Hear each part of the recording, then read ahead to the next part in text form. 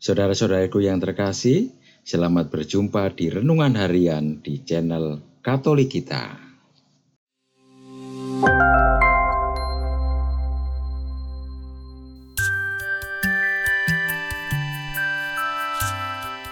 Hari ini, Selasa, 8 Oktober 2024, Pekan Biasa ke-27.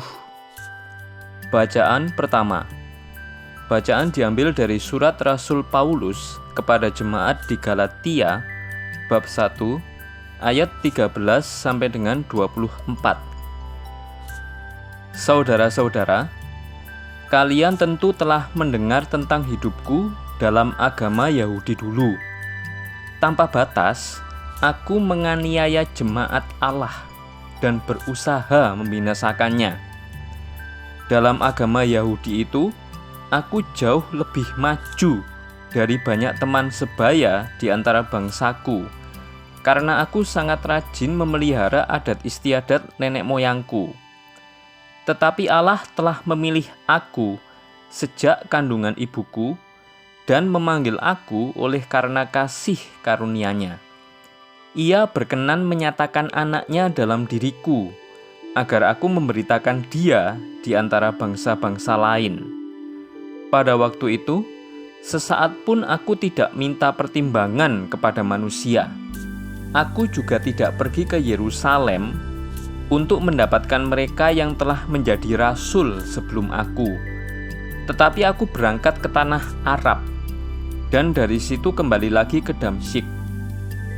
Baru 3 tahun kemudian, aku pergi ke Yerusalem untuk menemui Kefas, dan aku menumpang 15 hari di rumahnya. Tetapi rasul-rasul yang lain tak seorang pun yang kulihat, kecuali Yakobus, saudara Tuhan Yesus. Di hadapan Allah kutegaskan, apa yang kutulis kepadamu ini benar. Aku tidak berdusta. Kemudian aku pergi ke daerah-daerah Syria dan Kilikia. Tetapi aku tidak dikenal oleh jemaat-jemaat Kristus di Yudea. Mereka hanya mendengar bahwa orang yang dahulu menganiaya mereka sekarang memberitakan iman yang pernah hendak dibinasakannya. Dan mereka memuliakan Allah karena aku. Demikianlah sabda Tuhan. Syukur kepada Allah. Bacaan Injil. Bacaan diambil dari Injil Lukas bab 10 ayat 38 sampai dengan ayat 42. Sekali peristiwa ketika Yesus dan murid-muridnya dalam perjalanan, tibalah ia di sebuah kampung.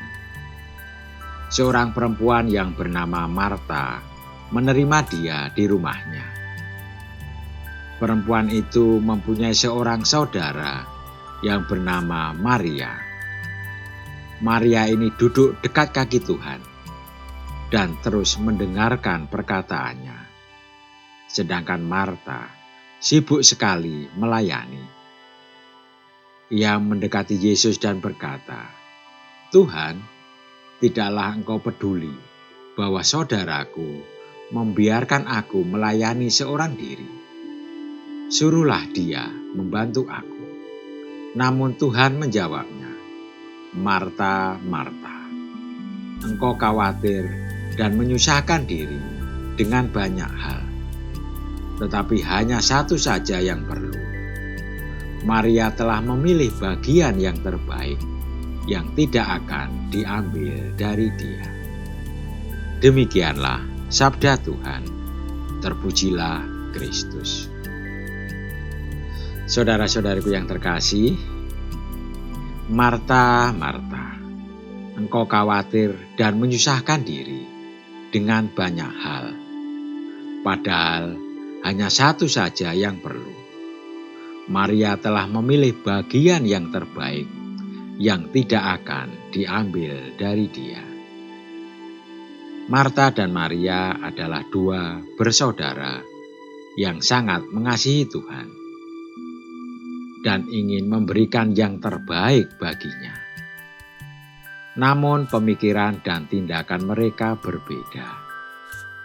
Marta melihat bahwa Yesus datang sebagai tamu, sehingga ia sebagai seorang wanita Yahudi berkewajiban untuk menyambutnya sesuai tradisi Yahudi.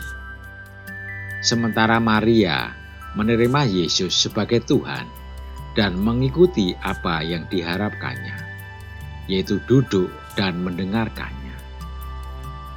Marta dipenuhi dengan keharusan, sementara Maria mencari apa yang ia butuhkan, yakni mendengarkan dan dekat dengan Tuhan. Dalam relasi perkawinan dan hidup berkeluarga, membahagiakan pasangan atau anggota keluarga kita akan menjadi sulit jika kita tidak mendengarkan kebutuhannya dan fokus pada apa yang harus kita perbuat. Kita terjebak oleh tirani keharusan, lalu lupa dan atau tidak sempat berusaha menemukan apa sebenarnya yang kita butuhkan. Perbedaan antara yang harus dan yang dibutuhkan memang kadang-kadang sangat sumir. Karena itu kita mesti mampu membedakan keduanya dan memilih apa yang kita butuhkan dalam peziarahan kita sebagai makhluk sosial dan spiritual. Dalam pelayanan kita di gereja ataupun di komunitas, kadang-kadang kita juga ingin memberikan yang terbaik dengan memberi banyak hal, dan tenaga kita terkuras untuk karya yang diberikan komunitas kepada kita.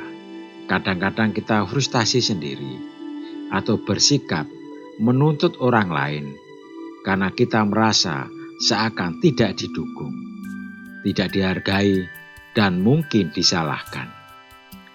Namun yang mesti kita sadari bahwa banyak hal luar biasa yang dapat membuat orang kita kasih berbahagia, melainkan pengenalan dan jawaban atas kerinduannya yang walaupun sederhana dapat membahagiakan dan merekatkan relasi.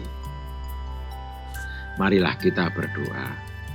Ya Bapa, semoga kami lebih mendengarkan, mengenal, dan menjawab sabda dan kerinduan-Mu atas hidup kami. Mampukanlah kami untuk senantiasa menangkap, mendengarkan, dan mengikuti kehendak-Mu. Amin. Saudara-saudaraku yang terkasih, terima kasih atas kebersamaannya di dalam renungan harian ini. Kita akan berjumpa kembali di renungan harian berikutnya. Berkah dalam.